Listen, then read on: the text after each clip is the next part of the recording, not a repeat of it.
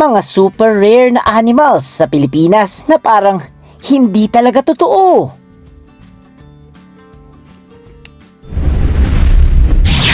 Pinoy's World TV.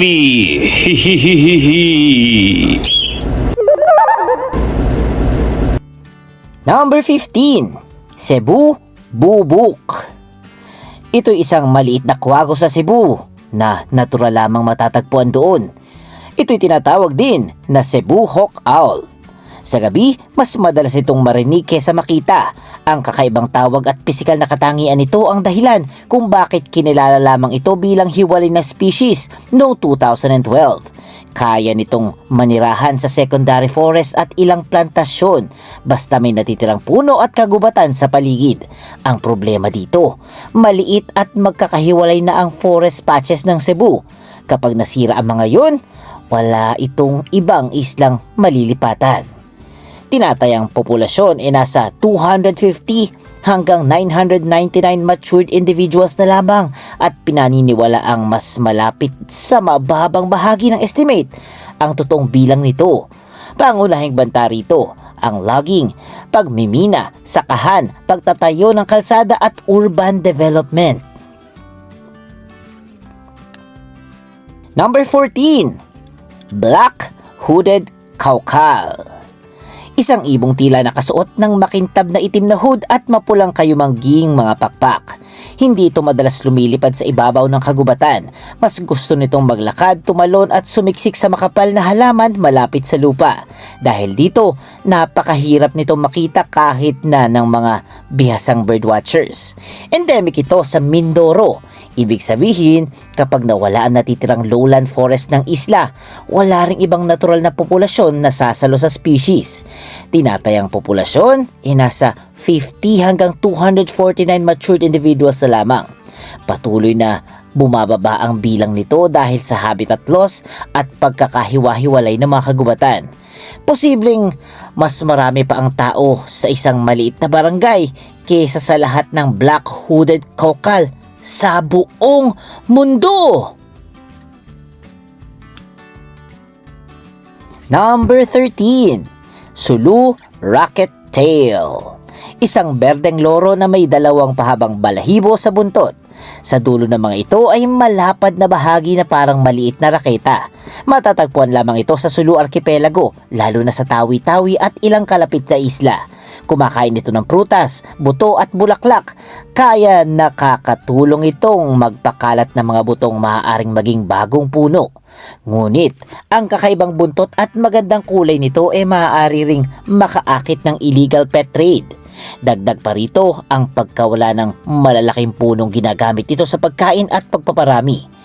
Nasa 50 hanggang 249 din na matured individuals na lamang natitira o humigit kumulang 75 hanggang 375 total individuals kapag sinama ang mga batang ibon. Napakaliit nito para sa isang species na nakakalat sa magkakahiwalay na isla. Number 12. Visayan Warty Pig. Mukha itong ordinaryong baboy ramo pero ang baboy na to ay kabilang sa pinakabihirang wild pigs sa buong mundo ha, guys, buong mundo. Kapag breeding season, ang lalaking Visayan Warty Pig ay maaaring magkaroon ng mahaba at matigas na buhok mula ulo hanggang likod. Parang natural na punk rock mohawk. Dati itong matatagpuan sa 6 na isla ng Visayas, ngunit ang malinaw na natitirang wild populations pangunahing nasa Negros at Panay.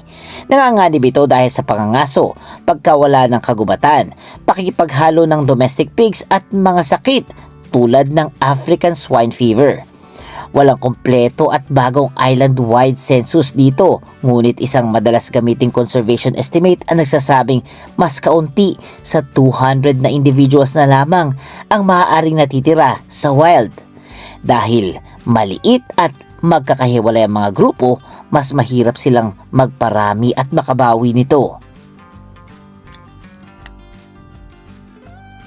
Number 11.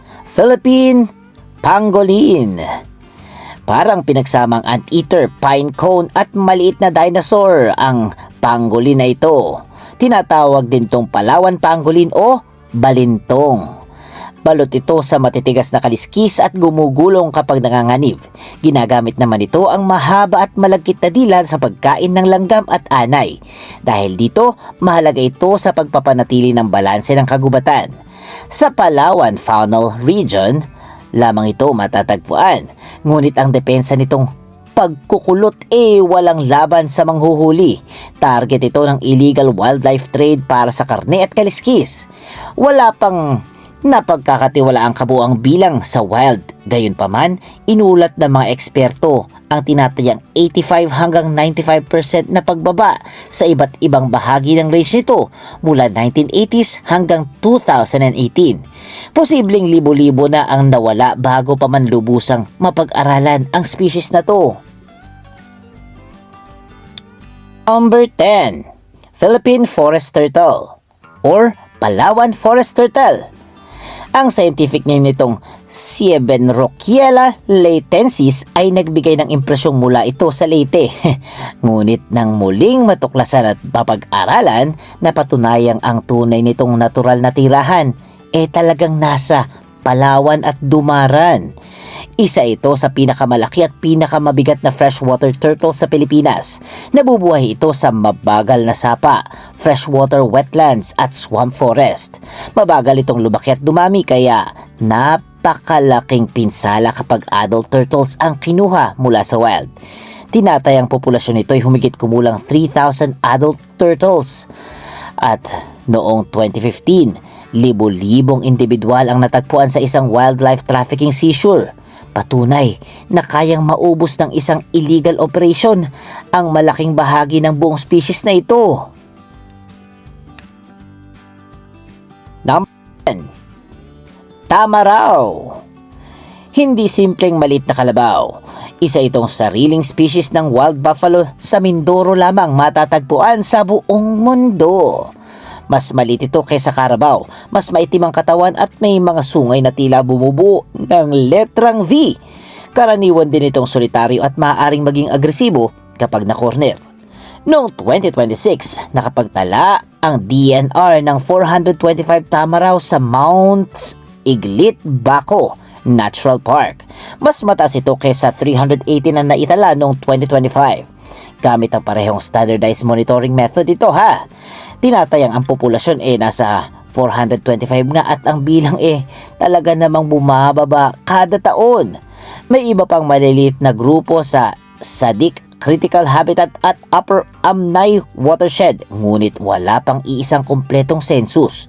Banta pa rin ang habitat degradation, sakit mula sa livestock at pagkakahiwa-hiwalay ng kanilang populasyon.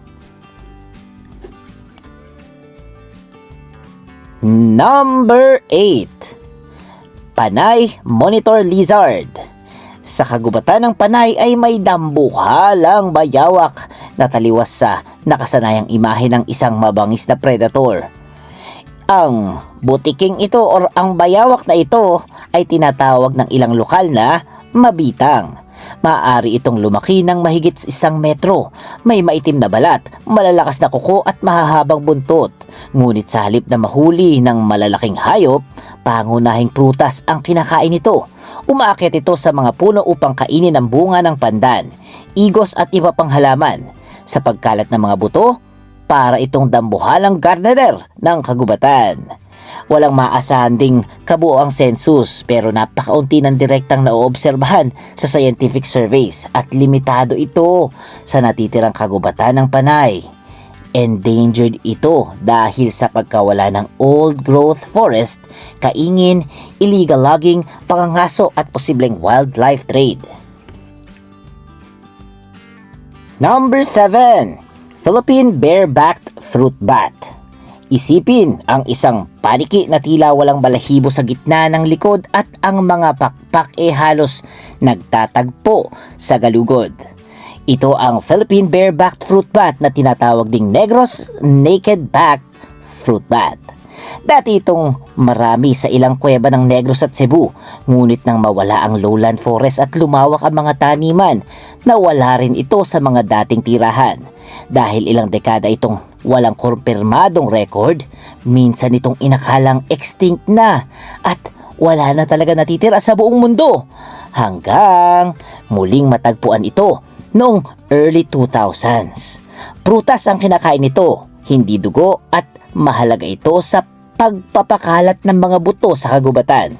Tinatayang populasyon nito ay humigit kumulang 40 hanggang 50 matured individuals na lamang ayon sa assessment na nakabantay at nakabatay sa napakakaunting adults na natagpuan matapos ang rediscovery.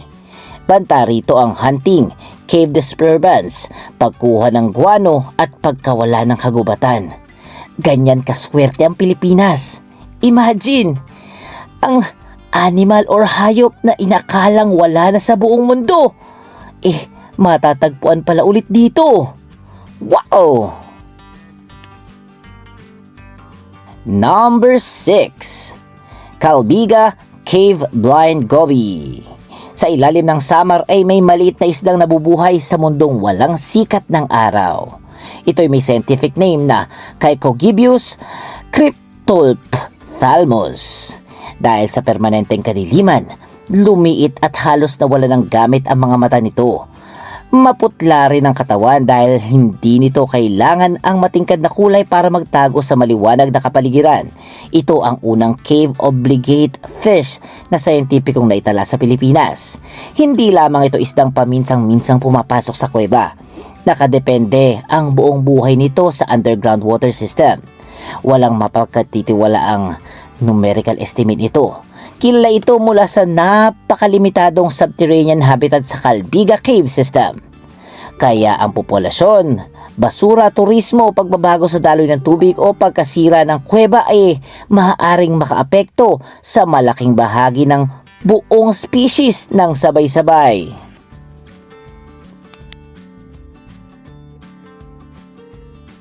Number 5. Negros Fruit Dove. Isang ibon, isang preserved specimen at mahigit 70 taon ng misteryo. Ito ang Negros Fruit Dove. Noong 1953, isang babaeng specimen ang nakolekta malapit sa Mount Canlaon. Mula noon, wala nang universally accepted na kumpirmadong sighting nito. Maliit ito at matingkad na berde. May kulay abong noo, puting lalamunan at dilaw na balat sa paligid ng mata. Dahil babae lamang ang specimen, hindi pa rin sigurado ang mga scientists kung ano ang eksaktong itsura ng adult male. Kinumpirma naman ng modernong DNA analysis na isa talaga itong distinct species. Kung buhay pa ang species, pinaniniwalaan mas kaunti sa 50 matured individuals ang natitira. Posible ring wala na itong surviving population. Gayunpaman, may pag-asang maaaring may nagtatago sa mahirap na makarating na kagubatan ng Negros o kalapit na panay. Number 4. Ilin Island Cloud Runner. Parang pinaghalong dambuhalang daga, squirrel at maliit na raccoon ang Ilin Island Cloud Runner. Makapalang balahibo nito, mahabang blushy tail at pinaniniwalaang umakyat ito sa puno sa gabi upang kumain ng dahon at prutas. Ngunit ang halos lahat ng alam natin tungkol dito ay nagmula lamang sa iisang specimen noong nakuha noong 1953. Wala pang kumpirmadong buhay na Ilin Island Cloud Runner sa dokumentado mula ngayon. Mas nakakagulat, hindi rin ganap na malinaw kung saan eksaktong bahagi na huli ang original na specimen. Halos nawala ang dating kagubatan ng Ilin Island dahil sa mga human activities. May fossil na buto at ngipin na natagpuan sa archaeological sites na nagpapakitang nabuhay talaga ron ang Cloud Runner noong nakaraan at maaring minsan mas marami ito. Data deficient ang formal status nito, ngunit tinuturing ng maraming researcher na posibleng extinct. Gayunpaman, patuloy ang pag-asang maaaring may natitirang populasyon ng ilin o sa kalapit na bahagi ng Mindoro. Number 3. Sulu Bleeding Heart. Hindi ito sugat ang kalapati ha. Natural lamang ang pulang marka sa dibdib nito. na tila may tumutulong dugo mula sa puso. May metallic green sa ulo at likod, maputing dibdib at pula hanggang orange na patch sa gitna ng katawan. Endemic lamang ito sa Sulu Archipelago. Dalawang specimen na nakuha noong 1891 ang pinakamatibay na scientific evidence na meron tayo. May mga sumunod na kwento mula sa lokal na komunidad, ngunit wala pang malinaw na litrato, recording, balahibo or DNA na muling nagpapatunay na buhay pa ito ngayon. Kung hindi pa extinct, pinaniniwala ang mas kaunti sa 50 matured individuals ang maaaring natitira nito. Dahil mahigit isang siglo nang walang kumpirmadong sighting, isa itong tunay na ghost species. Patuloy na hinahanap ngunit maaaring tahimik na nawawala na. Number 2. Dinagat Bushy-tailed Cloud Rat. Ito'y dambuhalang daga na parang pinaghalong rabbit, squirrel at raccoon. Ang dinagat bushy-tailed cloud rat, kilala rin bilang hawili. Maaari itong umabot ng halos 2 hanggang kalahating talampakan at kapag sinama ang buntot nito ay ganon talaga kahaba. Nakatira ito sa mga puno, aktibo sa gabi at pangunahing kumakain ng dahon at iba pang bahagi ng halaman. Isang specimen lamang ang nakakolekta nito noong 1975. Pagkatapos nito, halos 37 years itong hindi nakita, kaya inakala ng marami din na extinct na ito. Noong 2012, aksidenteng nakita at nakuha na ng video ang 5 buhay na individual habang naghahanap ang researchers ng tarsier. Tinatayang populasyon, wala pang scientific total estimate. Ang 5 dokumentadong hayop ay hindi nangangahulugang 5 lang ang natitira Yun lamang ang nakumpirma sa rediscovery. Kasalukuyang itong data deficient dahil kulang ang target surveys. Habang nanganganib ang kagubatan ng dinagat sa logging at pagmimina, ay nanganganib din ang hayop na to. Number 1. Sulu Hornbill. Isa sa pinakabihira at pinakananganganib na hornbill sa buong mundo. Matatagpuan ito sa Sulu Archipelago at ang huling pangunahing populasyon ay nasa Tawi-Tawi. Kailangan ito ang malalaking matatandang puno para sa pagkain at pugad nito. Kapag nangingitlog, lahat naman ata ng hornbill pumapasok ang babae sa butas ng puno at halos sinasarahan ng entrada. Ang lalaki ang naghahatid ng pagkain sa maliit na siwang hanggang handa ng lumabas ang babae at sisiw. Kapag pinutol ang matatandang punong may natural cavities, hindi lamang tirahan ang mawawala, pati ang lugar kung saan maaaring mabuo ang susunod na henerasyon ng Sulu Hornbill. Tinatayang populasyon nito ay mas kaunti sa 50 individuals at maaaring mas mababa pa sa 20 breeding pairs ang pangunahing populasyon nito.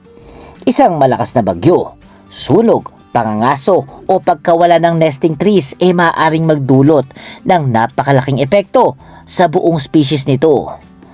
Hay, ang swerte talaga ng Pilipinas Ang nakakatakot sa mga hayop na ito ay hindi lamang ang liit ng kanilang populasyon. Marami sa kanila ang matatagpuan sa iisang isla, iisang kagubatan o isang cave system lamang. Kapag nasira ang maliit na lugar na yon, maaari ring mawala ang isang species na milyong-milyong taon ang inabot bago mabuo. Ngunit pinakita ng Philippine bareback fruit bat at dinagat bushy-tailed cloud rat na hindi dapat agad mawala ng pag-asa. May mga hayop na muling matatagpuan kapag may mga scientists, conservationist at local na community na patuloy na naghahanap at nagbabantay at nag-aalaga sa kalikasan. So, D-Fam, alin sa 15 pambihirang hayop ang pinaka nagugulat kayo? I-comment nyo naman below. At syempre, huwag kalimutan mag-like, mag-share, mag-comment at mag-subscribe na. Kasi masayang matuto!